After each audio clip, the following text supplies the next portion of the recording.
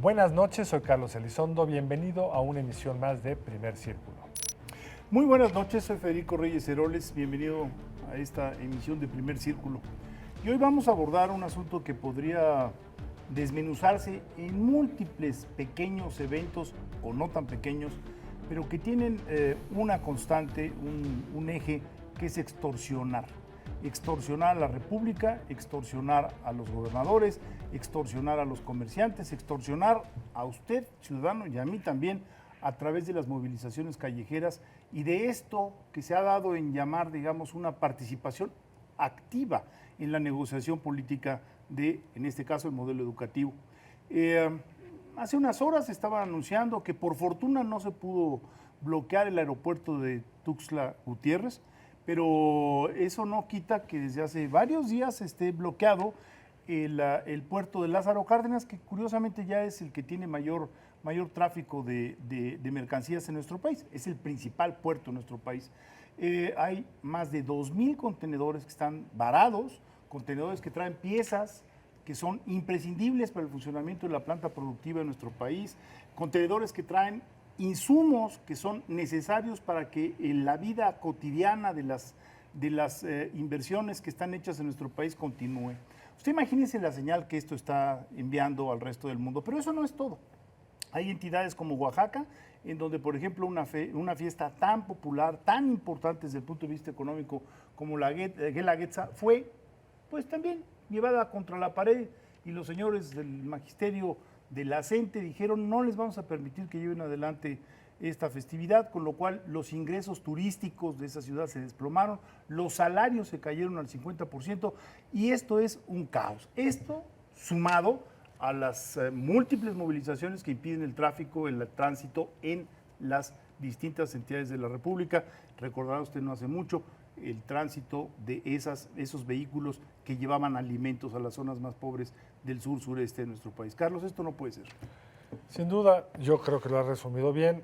Yo lo diría, digamos, en una frase. Los de la CENTE se dieron cuenta, después del fallido desalojo a esa primera oleada de bloqueos que acabó con casi 9 muertos en Oxitlán, se dieron cuenta que el gobierno no iba a tener la capacidad de desalojarlos. Hicieron además otra cosa, que fue, si no nos van a desalojar, ¿para qué juntamos mucha gente con poquitos distribuidos en varios lados? Hacemos mucho más daño, somos mucho más flexibles. Y ve uno las imágenes de estas vías del tren tomadas por unos cuantos. Entonces, lo que es más desesperante está por un lado lo que dijiste, la disrupción de las cadenas productivas, de la parte más productiva del país, la que jala a una parte de la economía, pero está por otro lado la estocada a las partes más pobres del país, donde las oportunidades se hacen aún más pequeñas por la labor de este señor. Y hay que decirlo muy claramente, es ilegal e inconstitucional lo que están haciendo. No hay tal derecho a bloquear en ningún artículo de la Constitución. Están violando los artículos que protegen el libre tránsito. La ley de vías generales de comunicación. Y el artículo constitucional correspondiente, como en cualquier lugar del mundo, esto es un delito. Ahora mira, tocaste un punto que me parece central. Es curioso porque estábamos acostumbrados a estas movilizaciones relativamente amplias, masivas, en donde había decenas de miles de maestros, que aún así siguen siendo un porcentaje muy menor de la población y que aún así siguen violando la ley. O sea, que sean más no justifica absolutamente nada. Pero en las últimas semanas lo que hemos visto es una pulverización de estos grupos, y si me permites el término, hemos terminado viendo pues ya ni siquiera pandillas, son como esta foto que tú referías, no sé si sea la misma, en donde están sentados debajo de un plastiquito encima de la vía con un par de troncos, impidiendo que salgan los contenedores de Lázaro Cárdenas. Bueno, ¿qué es esto? ¿Qué ejemplo? ¿Qué pedagogía jurídica es esta? No solo violan la ley a través del bloqueo, sino se roban, saquean, destruyen. O sea, eso sería suficiente para quitarle cualquier barniz de manifestación al hecho de que destruyen propiedad, se quedan con camiones, traen secuestrados más de 30 vehículos nuevos que agarraron una madrina ahí en alguna carretera de Michoacán. La pregunta es, ¿qué sigue? porque lo bonito de nuestro negocio es que nomás hay que hablar. Bueno, si mira, tuviéramos que estar en esa posición, ¿qué sigue? Mira, tú tocaste un tema que es central. Hace un par de semanas hubo estos incendios provocados en las oficinas de los partidos políticos. ¿Y cuáles fueron las acciones jurídicas que se tomaron para de alguna manera buscar a los responsables? Que yo recuerde, yo ya no le di seguimiento a la nota porque no había nota, desapareció. Es decir, tenemos aquí también un impasse, un vacío por parte de los partidos políticos, de todos. Porque, perdóname, bueno, uno diría, bueno, es que el PRI en la presidencia no está actuando porque trae la negociación del modelo educativo. Pero, ¿y las otras entidades de interés público llamadas partidos políticos, por qué no actúan, Carlos? O sea, ya nos acostumbramos. Porque incluso no hay, en ese mismo sentido, pues un pacto. Si pueden ser un pacto nacional para hacer una serie de reformas, unas importantes y otras no, no podemos tener un pacto para llevar la política respetando todos los derechos políticos de todos los involucrados, pero sin afectar a terceros. Vaya, una marcha puede afectar, así es la vida, ni modo. Un bloqueo cuyo objetivo central no es ir a un lugar a decir algo, su objetivo central es bloquear. Yo creo que es un momento para que los partidos se sienten, acuerden algo y veamos si Morena, que dice, o su líder, que es finalmente lo que importa, Andrés Manuel López Obrador, que dice que no hay que echar para atrás la reforma, que hay que negociar, lo que ha mostrado una cara amable nuevamente. Sería interesante que todos nos dijeran cuál es su opinión respecto a este daño que le están causando a la sociedad y cómo van a ponerse de acuerdo para evitar que esto continúe. Mira, el otro día en una reunión de amigos, alguien decía, quejándose, digamos, de que están saliendo, decía, de las prisiones personas a las cuales sería imputable secuestro, o por lo menos toda la información indica que podrían ser responsables.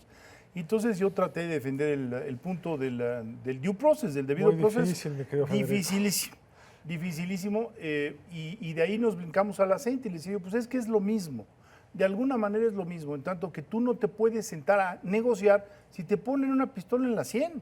Es decir, por principio no deberías de sentarte, así como tienes que liberar a alguien que fue procesado con violaciones al proceso, tú simple y sencillamente no te deberías de sentar a negociar con alguien que te está bloqueando una carretera, porque es darle un incentivo perverso. Yo creo que sentarse a negociar un rato sí, pero cuando pones límites, ejecutarlos.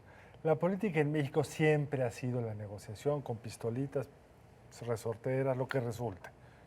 Lo que es increíble es que se han sentado, les han concedido algo, les han repartido cosas, les han dado beneficios, parece que ya acordaron algo y luego estos señores deciden continuar. Ahora, no puedo no tocar lo del debido proceso. Creo que tendremos que hacer un programa al respecto. Sí. En principio estoy de acuerdo contigo. En la práctica me cuesta mucho trabajo, porque tú ves cómo soltaron a estos delincuentes de San Ángel y ves el argumento que dio el juez de control, que es que el que tuvieran en la vía pública, en unos puestos, una cantidad de videos de pornográficos, no significa que los vayan a vender. O sea, a veces parece que los jueces están buscando cualquier detallito, quizá por encargo, quizá por miedo, quizá por flojera, yo qué sé. Pero los jueces tendrían que también tener ahí un criterio más razonable. Ahora, con ánimo de provocación, ¿estarías de acuerdo conmigo en que por principio no se debería uno sentar a negociar con quien te está amenazando? Es decir, si me dices... En principio no. Pues no. Pero así se han sentado siempre. Bueno, pues es lo que hay que empezar a cambiar. Tú decías, ¿y por dónde comenzar? Pues esto es un amasijo en donde hay que comenzar uno por uno. Es decir, libera Lázaro Cárdenas. Quita a las personas que están allí impidiendo que salgan los containers. Yo creo que en un sentido tienes razón, digamos. ¿Cuáles son las cosas que no se valen? Marchar al Zócalo, sí, que se valga. Si se quedan un rato los maestros, no me gusta, pero movilizar a 20,000 maestros sentados ahí es muy complicado, negociar es mejor, si no ya les echas la fuerza pública. Y fíjate que entramos ahí en un territorio donde pareciera que este tipo de acciones son a voluntad del gobernante. No, no son a voluntad del gobernante. Me tomé hace rato me metí en la ley de vías generales de comunicación para ver cómo están establecidos los delitos. No están establecidos con todo detalle, vamos, se persiguen de oficio. Pero por supuesto que se persiguen de oficio. Quien quita un clavo, o sea, persiguen de oficio significa que no tiene que haber ninguna denuncia, porque existió, hay que hacerlo. Simple y llanamente la autoridad tiene que proceder a desalojar, a abrir la vía para que pueda haber circulación. Así, la ley es de avanzada, a mí no me cabe la menor duda. Entonces, estamos en un país bloqueado, man, bloqueado. Es un país bloqueado, el tiempo se nos ha acabado, yo creo que habría que regresar a alguno de estos temas con más Sí. cuidado, pero ciertamente lo que tenemos es una autoridad que deja tú, digamos, nunca puede en un país como el nuestro que se cumpla al 100% la ley, desgraciadamente. Lo que es alarmante es que ahora estamos en un nivel de violación de la ley Brutal. que nunca habíamos visto. Pero bueno, se nos acabó el tiempo. Muy buenas noches. Nos vemos la próxima semana en otra emisión de Primer Círculo. Buenas noches, nos vemos el siguiente lunes en el Primer Círculo.